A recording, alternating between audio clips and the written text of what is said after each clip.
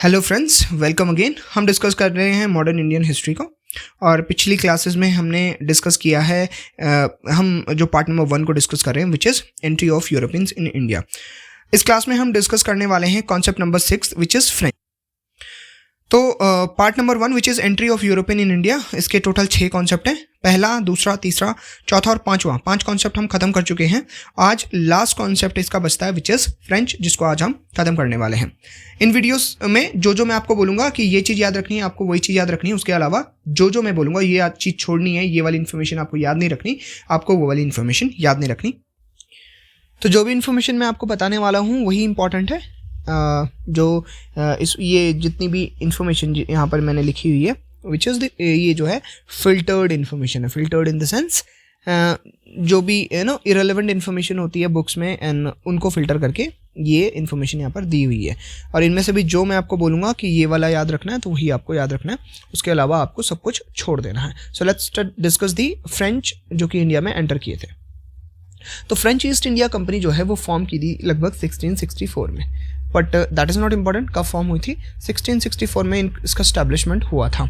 अच्छा, यही chronological order में मैंने सारी कंपनीज बताई हैं, है ना। जैसे सबसे पहले पोर्चुगीज आए थे, फिर डच आए थे, फिर इंग्लिश आए थे, फिर डेन्स आए थे, Danish East India company, and then last में आए थे फ्रेंच ईस्ट इंडिया कंपनी वाले लोग। ठीक है, अब फ्रेंच ईस्ट इंडिया कंपनी वाले लोग आएंगे और ये मेजर इम्पॉर्टेंट कंपनी रहती है बाद में, क्योंकि जो मेजर फाइट्स होती हैं ये फ्रेंच और ब्रिटिश ईस्ट इंडिया कंपनी के बीच में ही होते हैं। ठीक है, अब सबसे पहले फ्रेंच जब इंडिया में आते हैं तो they reached Surat in the 1668। ठीक है, तो वो सूरत में आते हैं और आपको जो है जब जो सारी कंपनीज की पहली फैक्ट्रीज हैं, फर्स्ट फैक्ट्रीज हैं जो उन्होंने इस्टेब्लिश की थी, वो भी याद रखनी है।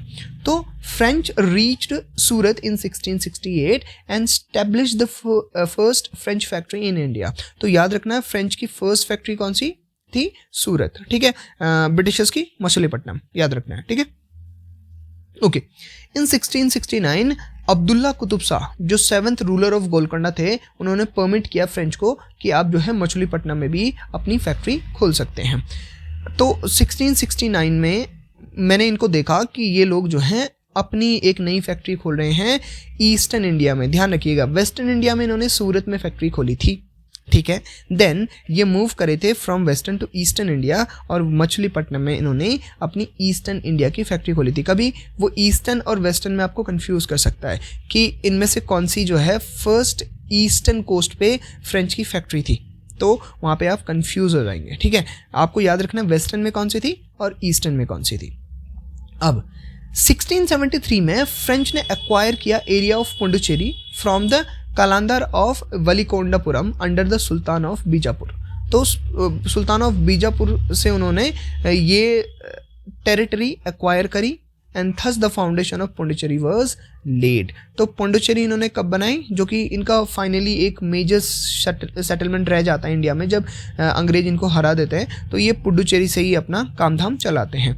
तो ये 1673 में इन्होंने एक्वायर करी थी। ठीक है, सब्सिक्वेंट फ्रेंच सेटलमेंट जो है इनका नाम आपको याद रखना है चंद्रनगर बंगाल में, जो कि 1688 में बनी, यानम इन 1723, देन माहे 1725 एंड करेकाल को इन्होंने 1739 में स्टैब्लिश किया।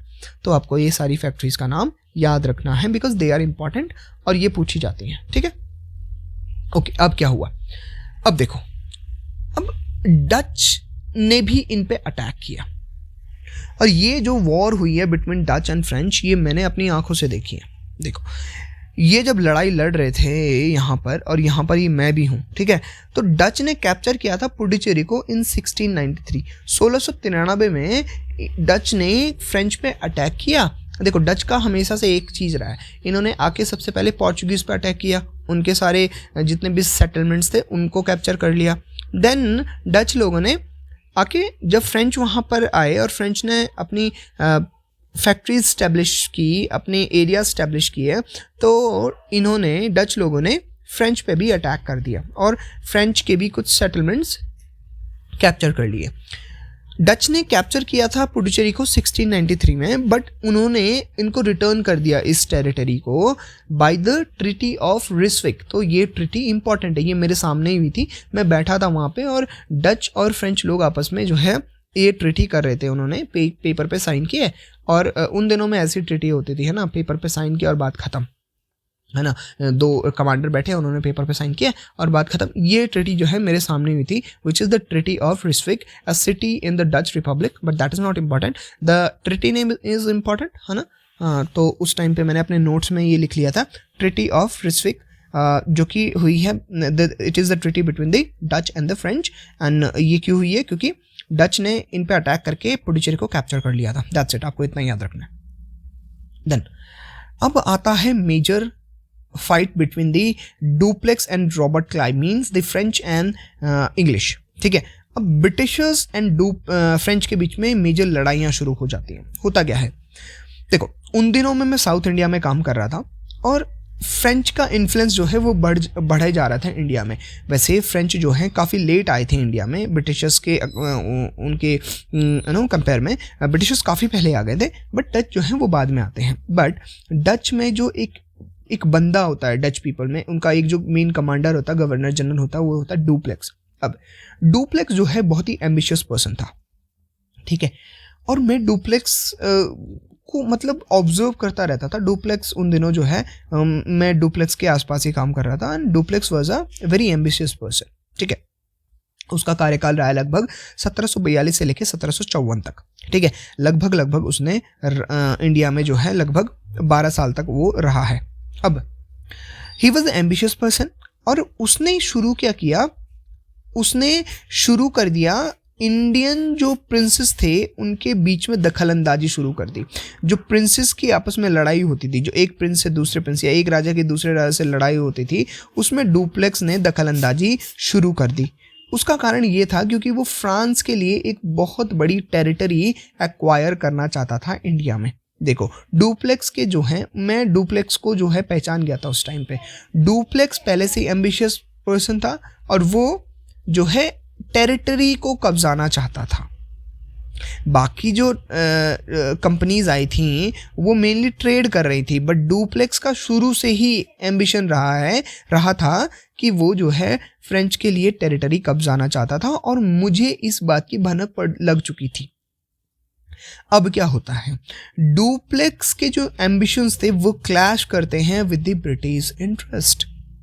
ब्रिटिश इंटरेस्ट के साथ जब वो क्लैश होती हैं तो उस टाइम पे उनका एक मेन कमांडर आता है, मेन गवर्नर जनरल, जो पहले एक मामूली सा सिपाही होता है वो गवर्नर जनरल बनता है, that is Robert Clive. Robert Clive India में आता है लगभग 1744 में। A British officer who dash the hopes of Dupleix to create a French empire in India. Dupleix actually में फ्रेंच के लिए एक एम्पायर खड़ा करना चाहता था इंडिया में, but it was this man Robert Clive जिसने डुप्लेक्स की जितने भी एम्बिशंस थे उस पर पानी फेर दिया। मैं ये सब चीज़ें देख रहा था बैठ के साउथ इंडिया में, ठीक है। अब क्या हुआ, अब मेजर लड़ाइयाँ शुरू हो गई और मैंने ये लड़ाइयाँ जो हैं अपने सामने बैठ के देखी हैं। मैं बैठा रहता था एक पहाड़ी पे और ये सारे लड़ाइयाँ जो हैं एक दूरबीन लगा के देख रहा होता था। इनको मैंने नाम दिया, मतलब लोग हिस्टोरियंस ने नाम दिया कर्नाटिक वॉर्स, ठीक है, और मैं इनको कहता हूँ Anglo French war, Carnatic war. Carnatic इसलिए क्योंकि कर्नाटिक कोस्ट पे हुई है, ठीक है, कैनरा कोस्ट पे हुई है। कैनरा कोस्ट वाली लड़ाइयों को कर्नाटिक वॉर कहते हैं। अब ये लड़ाइयाँ हो रही हैं between British and French east India company.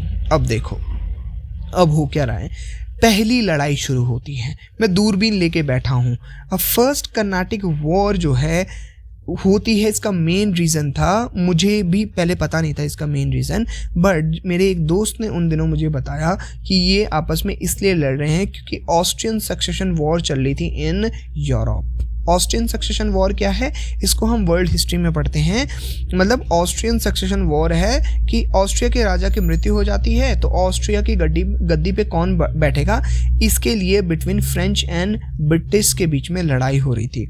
ये वॉर लगभग 8 साल तक चली, फ्रॉम 1740 टू 1748, और ऑस्ट्रिया और पर्शिया के बीच में ये लड़ाई चली। बट सपोर्ट जो है इनको, इन दोनों पार्टीज को कौन कर रहा था एक दूसरे के against? It was the French and actually ये लड़ाई जो है फ्रेंच और ब्रिटिश के बीच में थी, पर मतलब जमीन पे कौन लड़ रहे थे? Austria and Persia. तो ये ऑस्ट्रियन सक्सेशन, तो मेजर कॉज था ऑस्ट्रियन सक्सेशन वॉर, और ये पहली कर्नाटिक वॉर का मेन कारण था। This information is important. उस टाइम पे मुझे नहीं पता था कि ये इन्फॉर्मेशन यूपीएससी के लिए इम्पॉर्टेंट होगी, बट आज मैं आपको बता रहा हूँ कि फर्स्ट कर्नाटिक वॉर जो है का रीज़न क्या था? Austrian succession war. ये मैचिंग के में इसके ये क्वेश्चन बनाए जा सकते हैं, ठीक है, कि फर्स्ट कर्नाटिक वॉर, उसके सामने ऑस्ट्रियन सक्सेशन दे दे या कुछ और दे दे रीज़न, तो मैचिंग में ये क्वेश्चन बन सकते हैं। आपको याद रखना इसका मेन कारण क्या था, ठीक है। अब देखो रिजल्ट क्या हुआ इस वॉर का।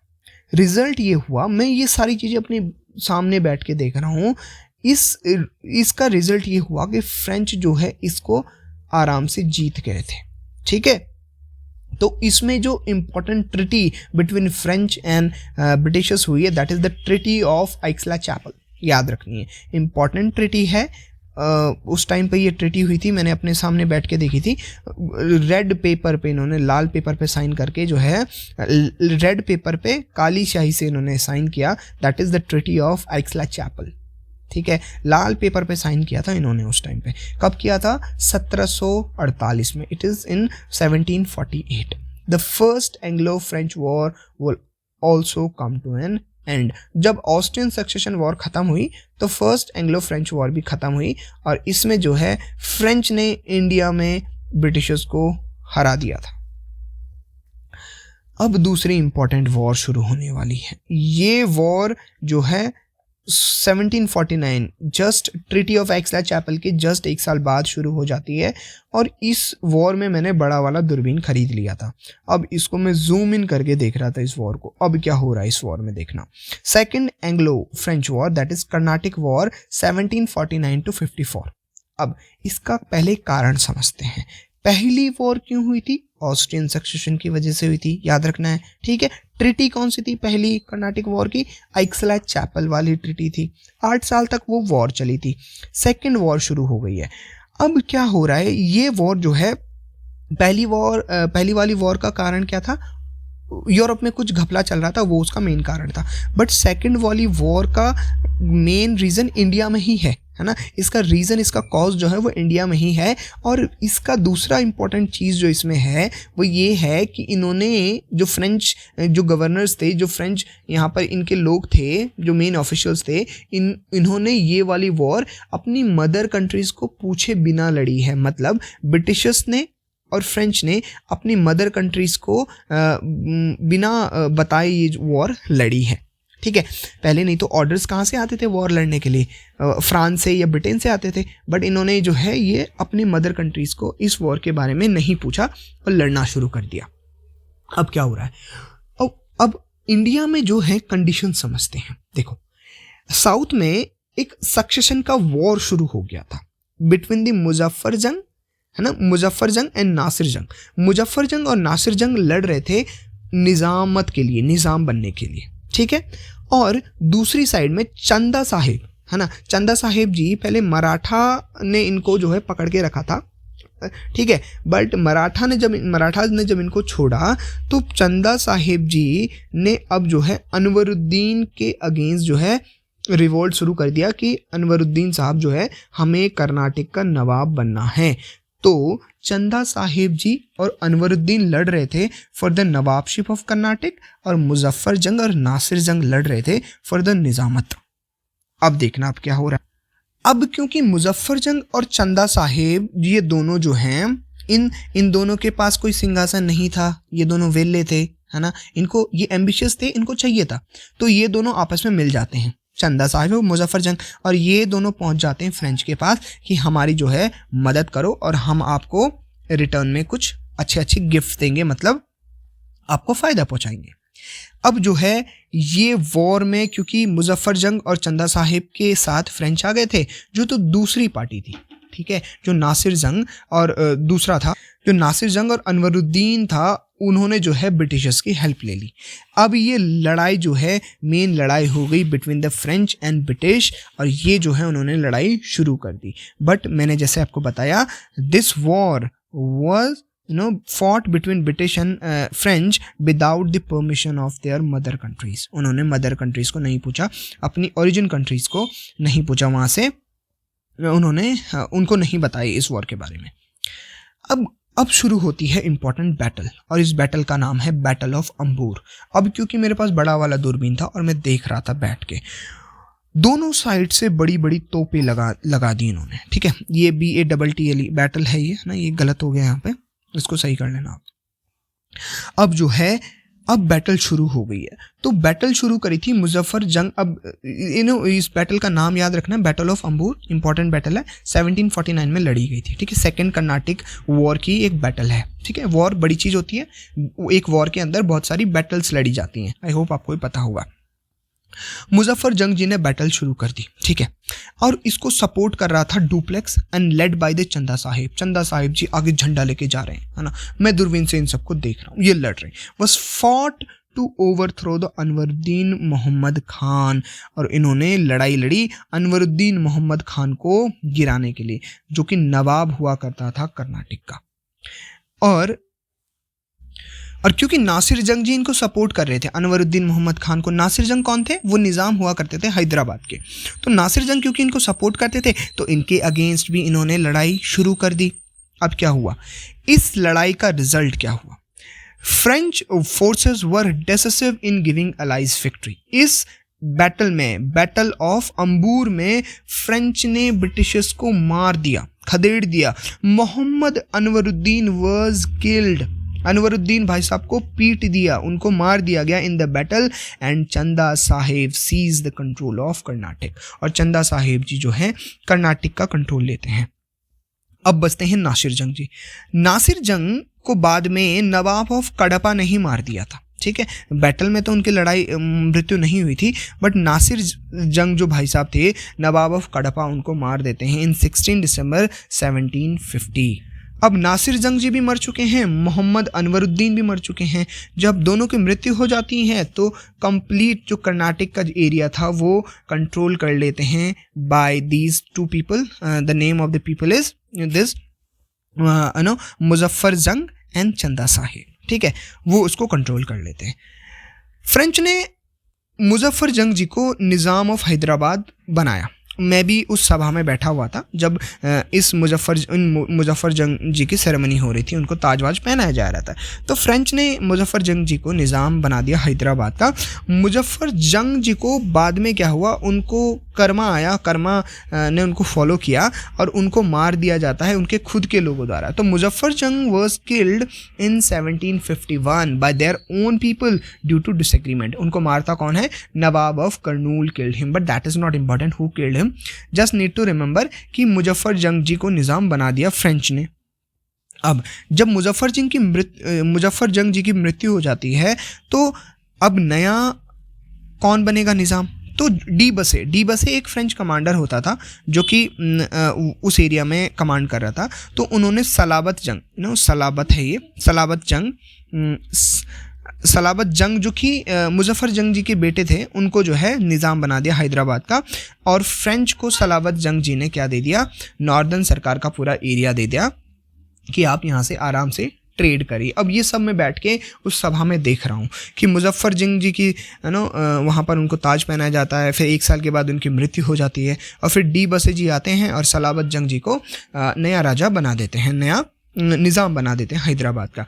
सलाबत जंग जी खुश होते हैं और वो जो है फ्रेंच को पूरा नॉर्दर्न सरकार का एरिया उनको भेंट कर देते हैं कि आप आराम से यहाँ से अपना ट्रेड कीजिए। अब क्या हो रहा है, अब देखना। अब इसी सेकंड कर्नाटिक वॉर की सेकंड लड़ाई होती है, that is battle of Arcot. और बैटल ऑफ आरकोट हो रही है 1731 में, ठीक है, second Carnatic war. As the both English and French companies, ये 1751 है, 31 नहीं है, ये मिस्टेक हो गया यहाँ पे, 1751, ठीक है।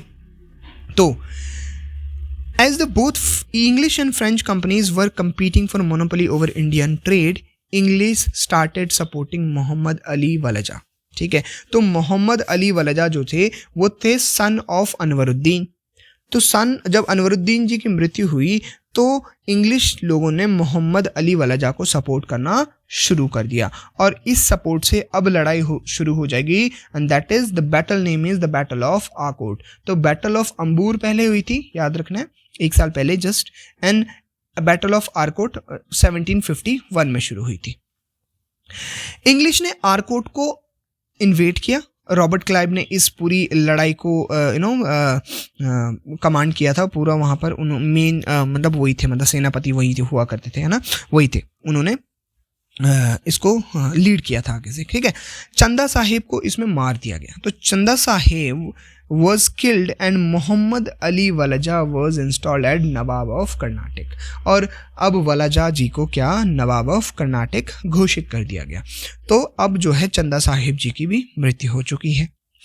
The French defeat at Arcot was beginning of French downfall in India. तो सेकेंड जो बैटल हुई थी that is the battle of Arcot, इसकी वजह से इसके बाद जो है फ्रेंच का डिक्लाइन शुरू हो जाएगा इंडिया में। और ये मैं सब अपनी आंखों के सामने देख रहा हूँ, ये जितनी भी बैटल्स हो रही हैं ये मैं अपनी आंखों से देख रहा हूँ ना, दूरबीन लगा लगा के जो है देख रहा हूँ मैं इन बैटल्स को। अब सेकेंड जब कर्नाटक वॉर खत्म हुई तो उसकी एक ट्रिटी होती है that is the treaty name is treaty of Puducherry. इस ट्रिटी जब ये साइन हो रही थी मैं भी वहीं पे बैठा था और ये ट्रिटी भी जो है इन्होंने लाल पेज पे की थी with the black ink. The Treaty of Pondicherry was signed in the 1754, bringing to an end of the Second Carnatic War. The fabled British candidate Muhammad Ali Walaja was recognized as the Nawab of Carnatic. देखो पहली वाली battle में, battle of Ambur में French जीत रहे थे, but battle of Arcot आते आते English ने फ्रेंच को हरा दिया। और क्योंकि इंग्लिश के जो कैंडिडेट थे मोहम्मद अली वलजा, इनको रिकॉग्नाइज किया है फ्रेंच ने भी as a candidate and as a nawab of Karnataka, तो इसका मतलब इस लड़ाई का जो अंत था वो हुआ ब्रिटिश की जीत के साथ। इसमें अल्टीमेटली फाइनली ब्रिटिशर्स ने जीत हासिल की अगेंस्ट फ्रेंच। अब मोहम्मद अली वलजा को जो ब्रिटिशर्स जिसको सपोर्ट कर रहे थे उसको कर्नाटक का नवाब घोषित कर दिया गया। अब देखो फ्रेंच ने मेन गलती क्या कर दी। फ्रेंच ने मेन गलती करी, उन्होंने डुप्लेक्स को रिप्लेस कर दिया bye Comte de Lally. Comte de लैली आ चुके हैं। कॉम्टे डी लैली लंबे चौड़े इंसान थे, मेरे बहुत अच्छे दोस्त हुआ करते थे और मैंने आते उनका स्वागत भी किया था उन दिनों में। ठीक है, डुप्लेक्स जब वापस आ रहा था तो मैं उनको सी ऑफ करने गया और कॉम्टे डी लैली जी इंडिया में आ गए हैं। ठीक है, अब कॉम्टे डी लैली आ गए। कॉम्टे डी लैली जब इंडिया में आए तो अब शुरू होती है third Carnatic war, that is Anglo French war, and ये होती है फ्रॉम 1758 टू 1763। अब जो है इस वॉर को जो है मैं टेलीस्कोप से देख रहा हूँ, क्योंकि टेलीस्कोप अब मेरे पास आ चुका था और टेलीस्कोप से मैं जूम इन करके जूम आउट करके इस वॉर को देख रहा हूँ। मैं बताता हूँ इस वॉर में क्या हुआ था। देखो मेरे सामने सब कुछ हो रहा है। तो सबसे पहले मैं आपको बताता हूँ कि इसका कारण क्या था। मेरे सामने ही सब हो रहा था। इसका कारण मुझे पता चला कि यूरोप में जो है 7 ईयर वॉर शुरू हो गई थी। The outbreak of the 7-year war from 1756 to 1763 in Europe led to Third Carnatic War। तो मेन कारण, और यूपीएससी के लिए बहुत इंपॉर्टेंट है ये जो कॉजेज हैं और जो ट्रिटीज हैं, बहुत इंपॉर्टेंट है, यूपीएससी में क्वेश्चन बनेगा इस पे। तो कॉज जानना जरूरी है। कॉज ये था कि यूरोप में 7 ईयर वॉर शुरू हो गई है फ्रॉम 1756 टू 1763। ठीक है, और इसकी वजह से इन्होंने, क्योंकि यूरोप में लड़ाई शुरू हो गई थी तो इन्होंने इंडिया में भी लड़ना शुरू कर दिया। अब इसमें जो इम्पॉर्टेंट बैटल है वो है बैटल ऑफ वॉन्डीवॉश, और बैटल ऑफ वॉन्डीवॉश में फ्रेंच को बुरी तरीके से इंग्लिश खदेड़ देंगे। जो ब्रिटिशर्स थे वो बुरी तरीके से इनको खदेड़ देंगे। English forces were led by sir Eyre Coote. तो सर अयरकूटे जी को मैं देख रहा हूँ, ये रहे सर अयरकूटे, और मैंने इनको अपने क्योंकि टेलीस्कोप से देख रहा था तो ये बहुत ही स्मार्ट लग रहे थे घोड़े पे बैठे हुए। And the French forces were under Comte de लैली। तो कॉम्टे डी लैली भी आ रहे हैं एक साइड से, और एक साइड से आ रहे हैं सर अयरकूटे। मैं इनको देख रहा हूँ। The English defeated the French at the Wandiwash in 1760। और इंग्लिश लोगों ने फ्रेंच को मेरे आंखों के सामने इतनी गंदी तरह खदेड़ा, इतनी बुरी तरीके से उन्होंने इनको पीटा कि पूछो मत। और इंग्लिश लोगों ने क्या किया, जो ब्रिटिशर्स थे उन्होंने जो मेन फ्रेंच की सेटलमेंट हुआ करती थी पुडुचेरी में, उसको भी कैप्चर किया और जो हाल किया उन्होंने पुडुचेरी का, बुरा हाल कर दिया, मतलब उन्होंने डिस्ट्रॉय कर दिया पूरी तरीके से पुडुचेरी को, ठीक है। और ये मैं अपनी आंखों से देख रहा हूँ सब। जब थर्ड कर्नाटिक वॉर में फ्रेंच हार गए तो एक ट्रिटी हुई between the English and the French, and the treaty name is the treaty of Paris of 1763। Paris में बैठ के उन्होंने ट्रिटी करी। The 7-year war come to an end in the Europe by the Treaty of Paris in the 1763. The Third Carnatic War was also ended. तो third Carnatic war भी जो है ख़त्म हो गई। The French were restricted to Puducherry, Karaikal, Mahe and Yanam. तो French अब जो है पुडुचेरी, करेकाल, माहे और यानम के छोटे छोटे भागों में उन्होंने वहाँ पर अब रहना शुरू किया। उनके जो एम्बिशंस थे कि फ्रांस के लिए वो बहुत बड़ा एम्पायर इंडिया में खड़ा करेंगे, वो जो है वो ख़त्म हो चुका था, अब वो फेल हो चुका था। अब आप पूछेंगे कि क्या कारण था, फ्रेंच इतने स्ट्रांग, जो इंडिया में इतने स्ट्रांग हुआ करते थे, उनके फेलियर का क्या कारण था। देखो, उस टाइम पे जब फ्रेंच हार गए तो मैं इन्हीं चीज़ों को एनालाइज कर रहा था और बैठ के सोच रहा था कि फ्रेंच क्या रीज़न रहा होगा कि जिससे फ्रेंच का डिफीट हुआ और उनका खात्मा ही हो गया लगभग इंडिया से। तो प्राइमरी जो रीज़न था of failure in India was that the French company was subjected to excessive government control. जो मोनार्क हुआ करता था फ्रांस का, वो फ्रेंच कंपनी को बहुत कंट्रोल करता था, ठीक है, जिसकी वजह से यहाँ के जो ऑफिशियल्स थे उनको हर डिसीजन लेने के लिए पहले मोनार्क से पूछना पड़ता था। तो government control was the main reason. और मैं इन चीज़ों को पढ़ रहा था, बाद में इनका एनालिसिस कर रहा था जब फ्रेंच का डिफीट हुआ और जब ट्रिटी ऑफ पेरिस हो गई, तो तब मैं इन चीज़ों को एनालाइज कर रहा था। जो डी लैली था वो हैंडीकैप बना के भेजा था इन्होंने। द डी लैली was handicapped in execution of his plans for want of funds and support from the French government। ना तो उनको फंड्स दिए जाते थे और ना ही किसी तरीके का सपोर्ट किया जाता था बाय द फ्रेंच गवर्नमेंट। और जब कॉम्टे डी लैली आए थे इंडिया में तो उनको मतलब एज ए हैंडीकैप हो गए थे क्योंकि उनके पास कोई सपोर्ट नहीं था। वेयर्स इन ऑपोजिट जो ब्रिटिशर्स थे, उनको पहला तो उनको फ्रीडम थी अपने डिसीजन लेने की। जो ऑफिशियल्स यहाँ पे काम कर रहे थे ब्रिटिशर्स के लिए, जो ब्रिटिश गवर्नमेंट के लिए जो काम कर रहे थे, कंपनी के लिए जो काम कर रहे थे, वो प्राइवेट कंपनी थी ना। जो ब्रिटिश ईस्ट इंडिया कंपनी थी वो प्राइवेट कंपनी थी, but this company was the government company, इसलिए ये कंट्रोल्ड थी by the government. Comte de Lally, Comte de the count spelling गलत हो गई, द कॉम्टे डी लैली है, जो आर्मी थी उनके पास, burdened by a lack of naval support and funds. तो नेवल सपोर्ट नहीं था इनको, so the naval superiority of the English was also a major cause of defeat of the French at the hands of British। तो पहला main कारण जो याद रखना है, एग्जाम में आ सकता है, पहला था एक्सेसिव गवर्नमेंट कंट्रोल, दूसरा कॉम्टे डी लैली को कोई सपोर्ट नहीं मिला गवर्नमेंट के द्वारा, ना ही फंड्स के रूप में और ना ही नेवल जो सपोर्ट, नेवल शिप्स एंड जो भी नेवल स्टाफ था, जो भी उनके नेवी में काम करने वाले लोग थे, वो भी उनको नहीं मिला। तो दो मेजर रीजंस थे। अब एक क्वेश्चन और आता दिमाग में कि ये सारे जितनी भी कंपनीज आ रही थी इंडिया में, जो 5 कंपनीज अभी हम खत्म कर चुके हैं पांचों को, क्या रीजन था उनका सक्सेस का ट्रेडिंग में इन इंडिया, है ना, साउथ इंडिया में स्पेशली। साउथ इंडिया में कौन कौन से कारण थे, कौन कौन से फैक्टर्स थे जिनकी वजह से ये इन कंपनीज को सक्सेस मिल रही थी in European trade.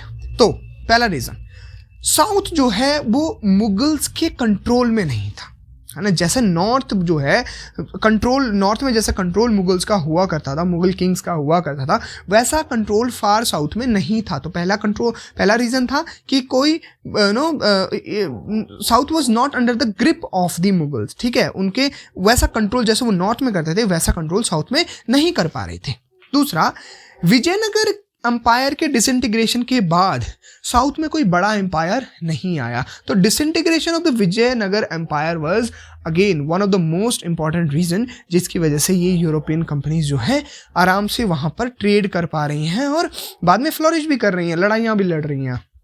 Indian Kings के साथ। अगला जो रीजन है वो है small and weak state of south were at constant conflict with each other and Europeans use this rivalry as a tool to control them. तो जो छोटे छोटे स्टेट हुआ करते थे साउथ के, वो आपस में ही लड़ते रहते थे। जब वो आपस में ही लड़ते रहते थे तो यूरोपियन ने इस चीज़ का फ़ायदा उठाया और उनको जो है कंट्रोल करना शुरू कर दिया, उनको मदद दे के कंट्रोल करना शुरू किया। तो हेल्प करके कंट्रोल करने का इनका तरीका बहुत ही सुंदर हुआ करता था उस टाइम पे, जिसने इनको बहुत ही मदद की थी इंडिया में ट्रेड करने में एंड बाद में इंडिया पे कंट्रोल करने में भी। जब ब्रिटिश इंडिया पे कंट्रोल करेंगे तो उसका जो मेन इंपॉर्टेंट रीज़न होगा वो है conflict between the small and weak states.